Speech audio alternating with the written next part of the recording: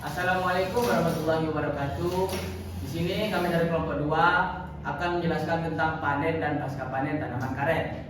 Di sini kami dari kelompok 2 berjumlah 7 orang. Dengan saya sendiri, perkenalkan nama saya Ali Firmansyah, NPM 24722071, dan rekan-rekan saya yaitu Perkenalkan, nama saya Adi Nisur Ginting, NPM 24722067. Perkenalkan, saya Aldi Wahyu Pratama dengan NPM 24722070. Perkenalkan, nama saya Muhammad Gibran Husaini, NPM 24722088. Perkenalkan, nama saya Rina Maluna, 24722084. Perkenalkan, nama saya Intan Maulida Bianti, NPM 24722082. Perkenalkan, nama saya Desi Warmayani, NPM 24722076. dan di sini saya akan menjelaskan pengertian tanaman karet.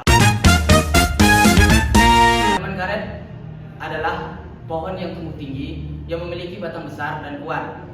Pohon karet juga memiliki ciri khas. Ciri khasnya yaitu pohonnya bisa mengeluarkan getah saat disayat, yang biasa kita sebut latek.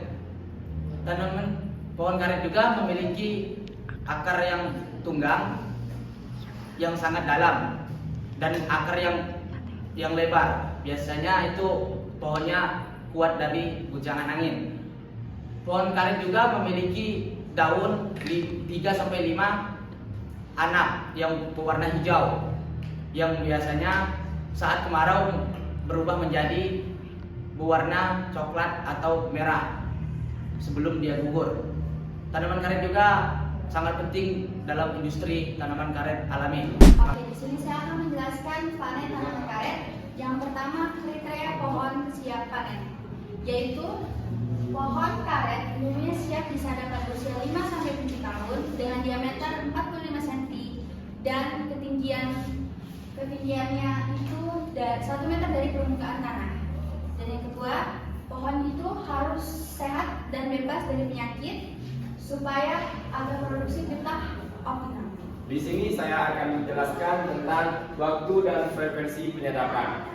Biasanya penyadapan karet dilakukan pada jam 5.00 sampai 9.00. Kenapa sih karet ini harus disadap ketika waktu subuh atau pagi hari? Karena saat tekanan osmosis pohon tinggi sehingga kita dapat mengalir lebih banyak. Pada 2 tahun pertama biasanya pohon karet bisa disadap 3 kali sehari dan selanjutnya itu 2 kali sehari. Selanjutnya ada teknik penyadapan. Biasanya teknik penyadapan menggunakan pisau yang tajam dan bersih untuk membuat sayapan pada kulit pohon dengan sudut sekitar 30 derajat. Dan selanjutnya ada kedalaman saat menyadap karet. Biasanya kedalaman menyadap karet itu dalamnya 1-2 mm di bawah lapisan kulit. Dan selanjutnya ada syarat yang dilakukan dari kiri atas ke kanan bawah menggunakan aliran lakters. Selanjutnya di sini saya akan jelaskan tentang teknik penyadapan. Biasanya penyadapan karet itu memerlukan alat-alat tertentu, tapi di sini karet menggunakan sedikit alat. Yang pertama itu pisau khusus buat penyadapan karet itu harus tajam dan bersih untuk membuat sayatan pada kulit pohon dengan sudut sekitar 30 derajat. Dan selanjutnya ada kedalaman syarat sekitar 1-2 mm. Dan selanjutnya ada syarat dilakukan dari kiri atas ke bawah membentuk aliran teks. Wadah penampung biasanya mengaku diletakkan di bawah sadatan yang kita sadat untuk menampung getah karet. Baik, selanjutnya saya akan menjelaskan pasca panen. Yang pertama itu ada penampungan dan pengangkutan.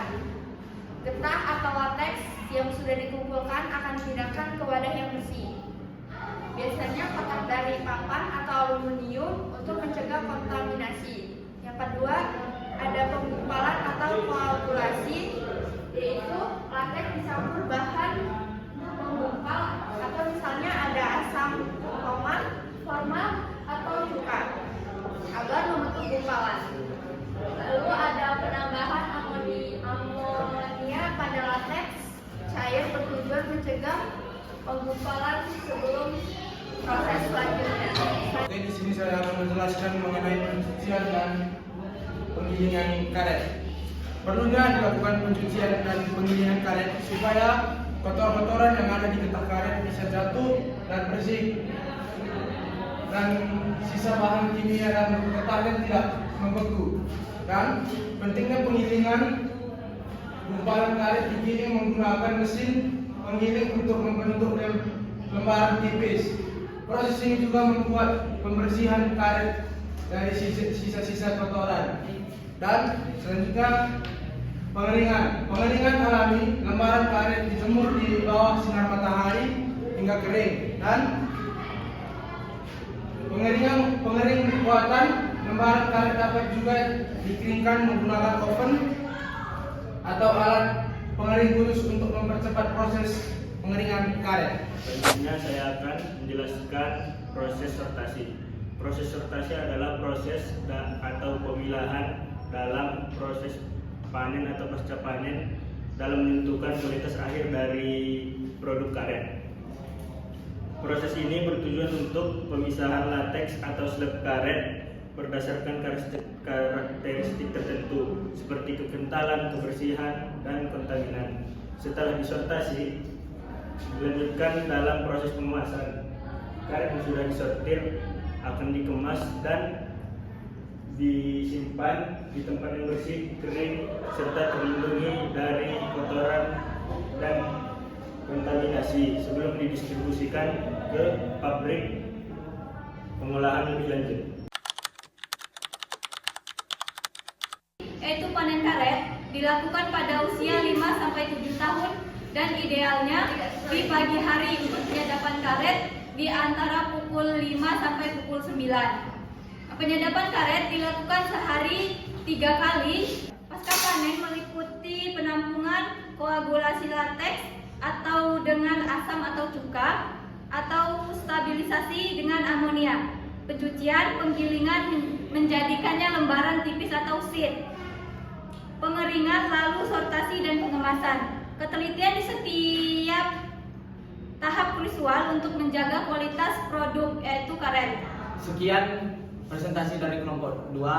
Mohon maaf apabila ada kesalahan. Kami akhiri. Wassalamualaikum warahmatullahi